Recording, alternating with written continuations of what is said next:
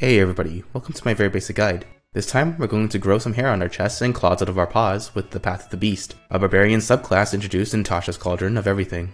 If you ever wanted a beginner-friendly class that is just good at killing things while taking little damage in the process because of your emotional instability, then the barbarian might be up your alley. But before we sink our teeth into the meat of the Path of the Beast subclass, it's probably important we get our basic but important vegetables out of the way. In this case, I mean the regular barbarian class abilities that all barbarians get, like the really important ones at level 1. If you hate the chafing suits of armor, or if you just enjoy showing off, then the Barbarian has the feature just for you, in Unarmored Defense, allowing you to keep the normal base armor class of 10 plus your dexterity modifier, but Barbarians get to add their rippling muscles as additional armor, which adds in your constitution modifier to the AC. But if you don't enjoy nudity in your family-friendly game, then you don't have to worry since Barbarians also have proficiency with light armor, medium armor, and shields. But besides rock-hard abs, the Barbarian class is also defined by being really angry all the time. Rage is the defining feature that underpins the entire class thematically and mechanically. It gives the Barbarian excessive tankiness by having the damage taken from normal physical weapons, while also buffing up your damage by giving you extra rage damage that scales as you level up as a Barbarian. It also gives you advantage to both strength checks and strength saving throws, which is just a lot of utility to have right off the bat. A Barbarian's Rage has a max duration of 1 minute, but can end early if you have not attacked since the last turn or taken any damage since then, and you can only replenish your rages from a long rest. I talked about Rage and Unarmored Defense specifically because they are like the very basic fundamental building blocks of any Barbarian, and they are the features that get built upon by their subclasses. Almost every other level of the Barbarian base class gives you some sort of martial feature. However, this video will focus primarily on the subclass features that you get from the Path of the Beast, and the optional variant features from Tasha's Cauldron. Now we move on to level 3, where we finally get our first furry abilities from Form of the Beast. When a Beast Barbarian rages, they get to grow hair in strange places, but also deadly natural weapons, that count as regular simple melee weapons for the Barbarian. The first of the 3 Beast forms allows you to chew on your enemies for 1d8 piercing damage, and then regain hit points equal to your proficiency bonus. You can only heal with your bite once on each of your turns, and it only activates when you have less than half of your total hit points.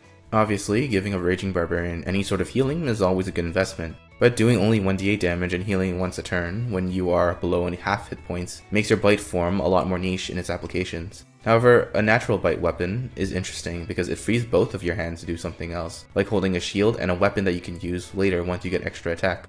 The claws are the second option, and it's probably going to be your primary transformation type, since this ups the barbarian's damage output by quite a bit. Both your hands turn into claws, allowing you to use them as 1d6 slashing weapons, and once per turn, when you attack with a claw using your attack action, you get to make an additional claw attack as part of the same attack action. This is a really cool feature, since this means that you are not running into the 2-weapon fighting rule, and you can add your rage and strength modifiers to your second claw attack. This also does not use up your bonus action, giving you the ability to double attack with your claws on the same turn that you begin your rage. The wording of the ability also means you can do this with one claw hand, which gives you the option of holding something in your offhand like a shield. If you really want to scratch up your opponents with both claws using your bonus action to attack them a third time, then you will have to get the dual wielder feat, since none of the natural weapons are light. They are only simple melee weapons, unfortunately.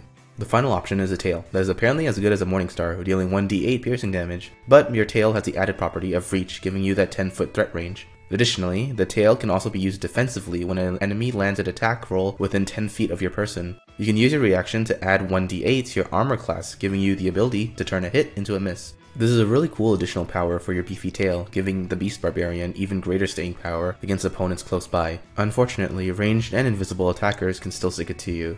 These 3 forms of the beast can be chosen whenever you rage with your bonus action, giving the Barbarian some more versatility in its playstyle, and I think the form of the beast is just a really cool level 3 rage augmenting feature to get as your centerpiece ability, very thematically appropriate and mechanically interesting.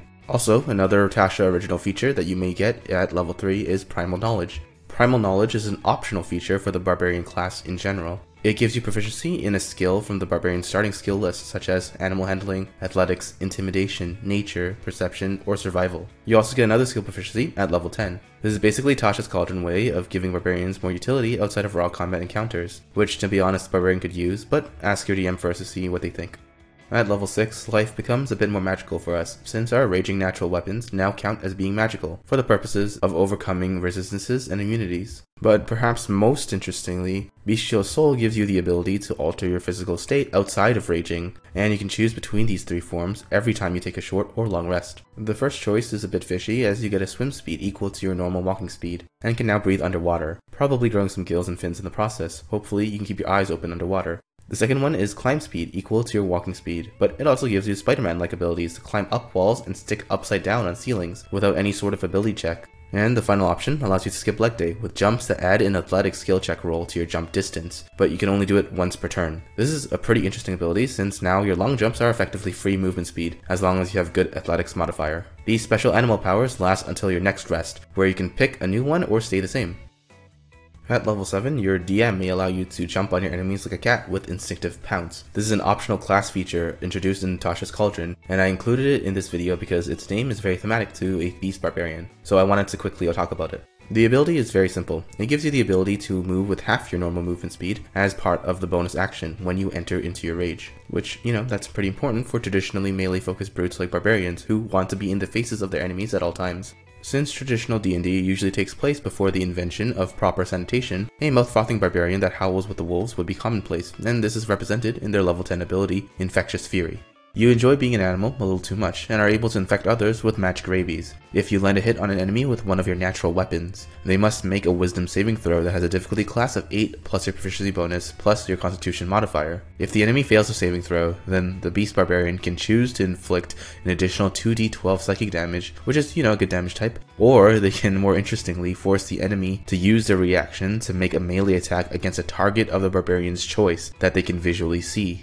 This is fantastic for a barbarian since this is a feature that scales with the ability score that gives the barbarians both hit points and armor class. Obviously, you control your allies and have them hit one of your teammates, but assuming you're not chaotic neutral, then the ability to waste the reaction of a powerful enemy can be potentially enormous in a fight. However, you can only use Infectious Fury for a number of times equal to your proficiency bonus, and then regain all of them on a long rest. Moving on to level 14, you learn that sharing is caring with Call of the Hunt, allowing you to howl at the moon with your Discord buddies and buffing everyone up. When you rage, you can choose a number of allies equal to your constitution modifier that is within 30 feet of your person, and then gain 5 temporary hit points per person affected, which is great since your personal rage resistance basically doubles the effectiveness of temporary hit points for physical damage. But also, all of your allies that have been buffed can deal an additional 1d6 damage once on each of their turns. This is pretty cool since the damage buff doesn't have to be a weapon attack, it just has to be a successful attack roll that deals damage. So for example, a wizard's firebolt cantrip will get the 1d6 extra damage from Call of the Hunt. However, Call of the Hunt is limited by your proficiency bonus. You can replenish your Call of the Hunt charges on a long rest similar to your rage. The damage buff lasts until your rage stops, which is pretty crazy because at level 15 you get persistent rage, which allows you to continue to rage indefinitely until you fall unconscious or if you end the rage willingly. If you ever make it to level 20 as a pure barbarian, you actually go Super Saiyan mode with unlimited rage usage with a flat +4 to your rage damage.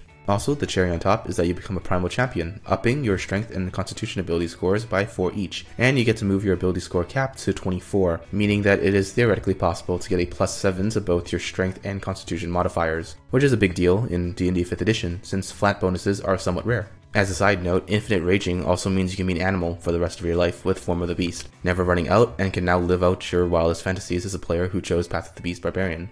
Alright, and yeah, I think that's about does it for this very basic guide video on Path of the Beast Barbarians. Thank you guys so much for all the support, even when I'm away doing schoolwork.